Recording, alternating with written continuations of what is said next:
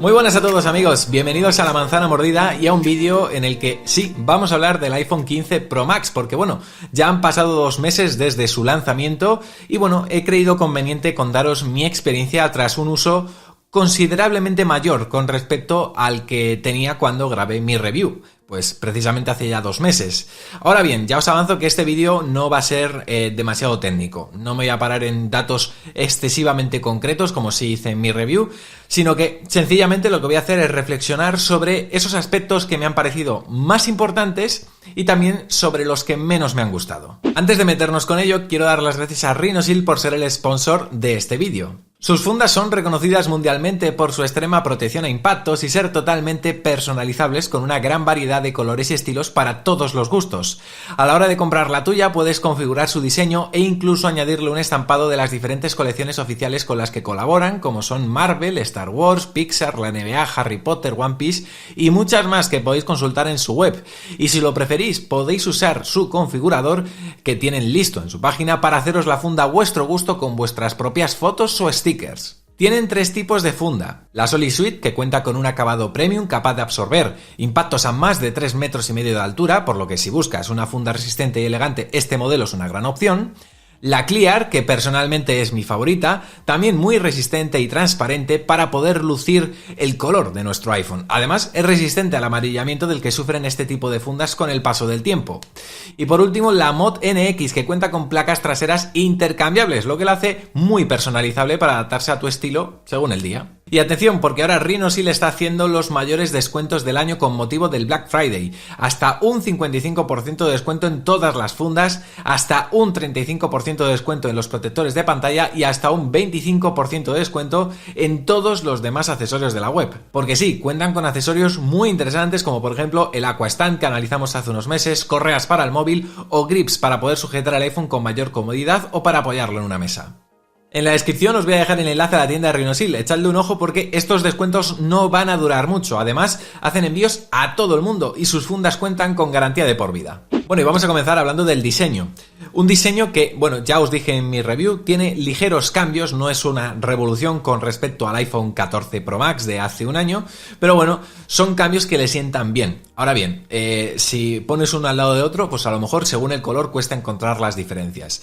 En mano tengo que decir que se siente considerablemente más agradable, os lo dije en mi review y lo vuelvo a reiterar. Sobre todo si usas el iPhone sin funda, se nota que es más ligero y además los bordes, al ser más contorneados, hacen que tampoco sientas que te lo estás clavando en la mano cuando lo sostienes muy fuertemente. Así que, como digo, en términos generales, ese es un aspecto positivo que me gustaría volver a remarcar. Luego, otro aspecto que llama la atención con respecto al diseño está relacionado con el material de construcción. Estos nuevos iPhone 15 Pro se han caracterizado por ser iPhones fabricados con aleación de titanio. Y yo concretamente compré el modelo titanio natural, que debo decir que con el paso de las semanas me he arrepentido un poco de haberlo escogido. Por un lado quería la novedad, al fin y al cabo era el color nuevo, en foto lucía muy bien, pero es verdad que me da la sensación de que es más sucio con respecto al polvo, no tanto con respecto a las huellas, que por ejemplo el color plata que yo vine usando durante todo el año pasado en mi iPhone 14 Pro Max. Yo por ejemplo, si ahora tuviera que elegir un color, volvería a elegir seguramente el plata. Ese color blanco que es muy limpio. Sobre todo cuando utilizas fundas transparentes. Yo uso la Clear de Rhinosil y por ejemplo no noto en el color plata tanto el polvo que se va acumulando en la región de las cámaras como si por ejemplo en este titanio natural. Luego decía sobre el tema de las huellas que no se notan tanto. Es verdad que al no ser acero inoxidable, pues cuando sostienes el iPhone sin funda, pues no se marcan tanto en los bordes.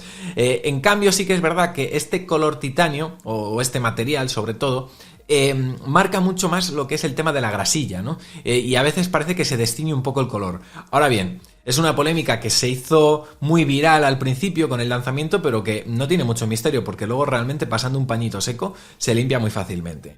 Así que, en términos generales, bueno, una cosa compensa la otra. Y para rematar el apartado del diseño, un cambio muy evidente que hemos tenido en el iPhone de este año es el nuevo botón de acción, que, bueno, ha hecho que desaparezca el interruptor de silencio, el cual debo decir que después de 2 meses no he echado para nada de menos. La verdad que me ha gustado mucho este nuevo botón, al que, bueno, yo, pues según el día voy intercambiando sus funciones. Por ejemplo, puede ser muy útil para acceder rápidamente a muchas aplicaciones.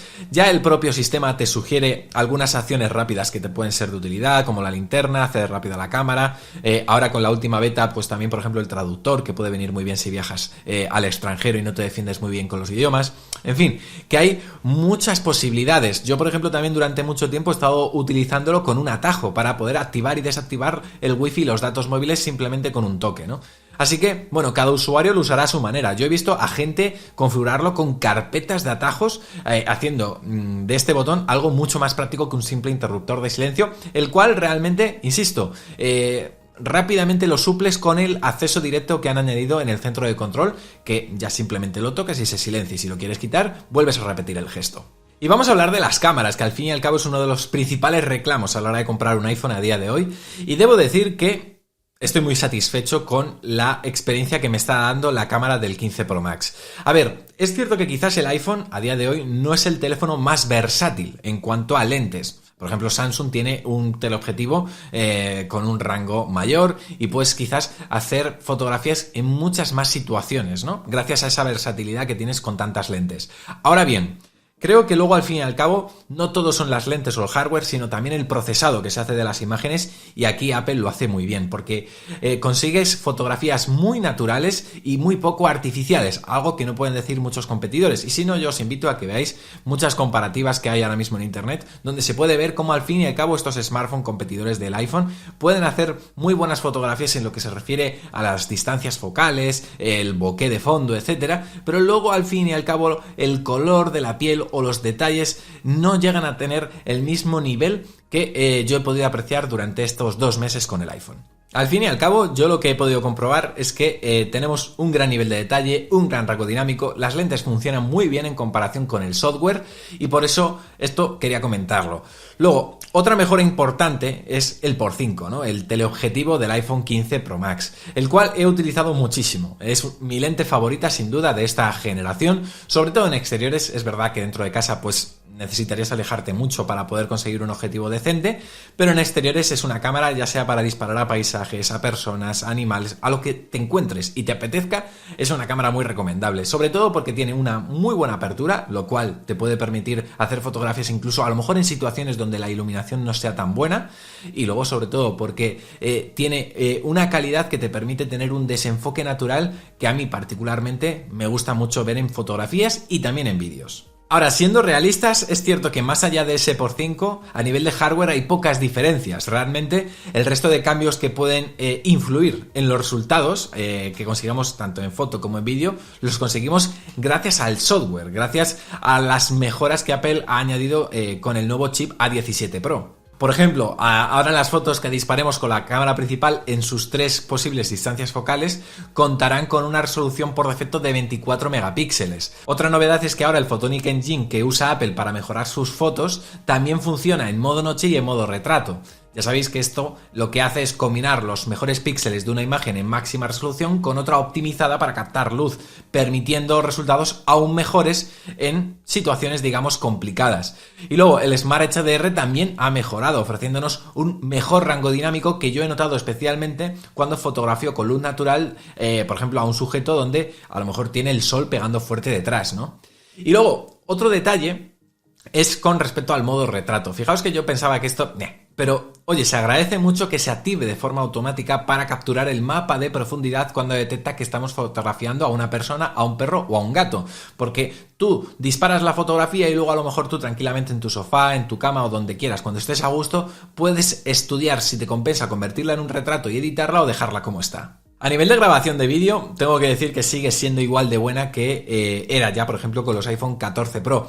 El punto más diferencial este año está en la posibilidad de poder grabar vídeo ProRes en 4K 60 fotogramas por segundo si lo conectamos a un disco externo por USB-C. Debo decir que no lo he utilizado durante estos 2 meses. Realmente creo que esta es una funcionalidad más de marketing que algo que vaya a aprovechar realmente la mayor parte de usuarios que compren este smartphone. Creo que esto va a quedar reservado para nichos muy concretos, como pueda ser pues algún cineasta o alguna persona que vaya a grabar un vídeo semiprofesional y quiera recurrir a esta tecnología de grabación para luego poder editar en edición con una mayor precisión. Ya está. Y no todo es bueno, no todo es bueno. Vamos con la batería. Quizás uno de los aspectos que más me ha decepcionado en estos 2 meses que vengo utilizando el iPhone. Las cosas como son. Yo recuerdo que con el iPhone 14 Pro Max y con iOS 16 yo podía tener un consumo de en torno a un 50% diario. Y ahora, con el iPhone 15 Pro Max y iOS 17, me cuesta bajar de un consumo de en torno al 60%. Incluso en estos últimos días, con la beta de iOS 17.2, el consumo está rozando el 80%. Teniendo en cuenta que hemos pasado de un chip fabricado en una arquitectura de 5 nanómetros a uno que está fabricado en una arquitectura de 3, yo honestamente esperaba un mejor desempeño en cuanto a autonomía. Yo también en mi review os comenté que esperaba y confiaba que, bueno, a lo mejor las sensaciones que estaba teniendo con la batería no fuesen tan buenas porque realmente estaba utilizando mucho el teléfono en esos días. Pero es cierto que ya han pasado las semanas, ha habido actualizaciones de software y realmente no he notado una gran mejora. Debo decir que el iPhone tiene una peor autonomía, al menos en mi opinión y con mi uso, que por ejemplo la que teníamos el año pasado. En cuanto al rendimiento, eso sí, nada que objetar. El teléfono se mueve con una fluidez inmejorable. Puede mover sin despeinarse cualquier juego de la App Store. Y yo, por ejemplo, estos días lo puse en práctica con el Resident Evil Village. Es cierto que es un juego que Apple promocionó mucho en su evento, que ha sido lanzado recientemente y que a lo mejor, pues, obviamente no tenga las especificaciones técnicas de juegos aún más recientes de consola, pero ya de por sí me parece todo un milagro el poder mover un juego de estas prestaciones gráficas en un dispositivo como el iPhone. Sobre todo me hace tener esperanzas sobre el futuro y sobre cómo Apple podría convencer a más desarrolladores de traer sus juegos aquí y quizás, quién sabe, cuando puedan controlar el tema de la temperatura, convertir el iPhone en una consola portable que puedas conectar a cualquier televisión y jugar donde quieras. Porque sí, vamos a hablar del tema del calentamiento. A día de hoy no creo que el iPhone sirva para jugar porque cuando lleves mucho tiempo utilizándolo con un juego obviamente se va a sobrecalentar y obviamente la batería va a sufrir. Por tanto, no aconsejaría quizás jugar con este iPhone a juegos tan exigentes. No digo a otros que a lo mejor no requieran de tanta carga gráfica, pero por ejemplo Resident Evil Village sí que consume mucha energía al procesador y por tanto pues también se va a calentar más. Ahora bien, no he tenido calentamientos sospechosos ni calentamientos que deban preocuparme en el resto de iteraciones con el iPhone. Es decir, en el día a día con las aplicaciones que uso, redes sociales, mensajería, productividad, etcétera, nada, el teléfono no se calienta en absoluto, si acaso un poco cuando utilizamos la cámara o cuando estamos en una FaceTime, pero bueno, son cosas normales y que ya no tiene nada que ver con toda la polémica que hubo al principio cuando se lanzó este iPhone y que bueno, Apple fue corrigiendo con actualizaciones de software y además se demostró que eran actualizaciones que no perjudicaban el rendimiento del A17 Pro, así que eso también es una buena noticia. En cuanto a conectividad, tengo que deciros 2 cosas, una negativa y una positiva. Empiezo por la negativa. Debo decir que desde que tengo este iPhone he notado, yo no sé si os pasa a vosotros, que los datos móviles y el Wi-Fi no van tan finos como en el iPhone 14 Pro Max y con iOS 16. Y digo con iOS 16 porque, oye, esto también puede deberse a iOS 17. Noto durante las últimas semanas cortes intermitentes con la conexión Wi-Fi. La cobertura también, es cierto que en casa yo tenía cobertura y hay días que veo que solo tengo una rayita de cobertura. En fin, son esos detalles que he notado que creo que han empeorado con respecto a hace un año.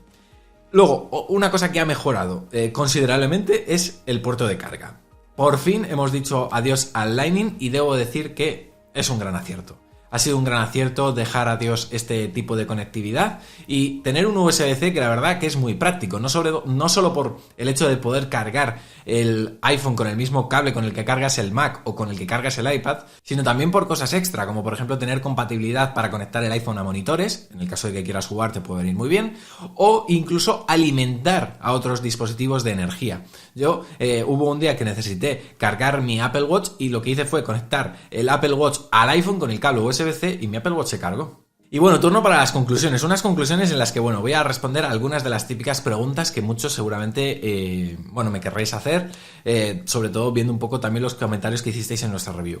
¿Merece la pena comprar el iPhone 15 Pro Max viniendo, por ejemplo, de un iPhone 14 Pro o de un iPhone 13 Pro? Claramente no. Incluso viniendo de los modelos normales de estas generaciones, creo que tampoco merece la pena. Yo se lo recomendaría sobre todo a usuarios que vengan de Android y no hayan probado la experiencia en iPhone, o incluso a usuarios que vengan de un teléfono incluso más antiguo, véase por ejemplo un iPhone 12 normal, un iPhone 11, en este tipo de situaciones, porque, insisto, creo que el cambio entre iPhone y iPhone cada vez se va alargando más, porque los cambios generacionales son mínimos o casi inapreciables, como por ejemplo pasa entre el 14 Pro y el 15 Pro Max. Más allá de la cámara teleobjetivo, si te compras el Pro Max, el botón de acción y el nuevo material de construcción, realmente no hay tantas diferencias. Bueno, sí, el USB-C, pero ¿me entendéis, no? Que no es tan fácil encontrarlas. Hemos llegado a un momento en la industria de los smartphones en el que ya prácticamente ninguna empresa hace un salto considerable con respecto al modelo del año anterior, y Apple no es una excepción.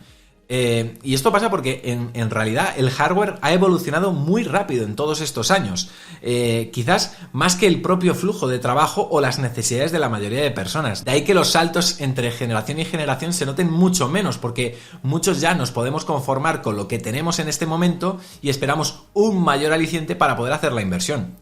Os pongo un ejemplo práctico. Si yo me compro, por ejemplo, el MacBook Pro con chip M1 Pro, que es mi caso particular, y me va perfectamente bien, ya tiene que haber un salto de gigante real por ejemplo, en el M2 Pro para que yo me sienta motivado a hacer el cambio.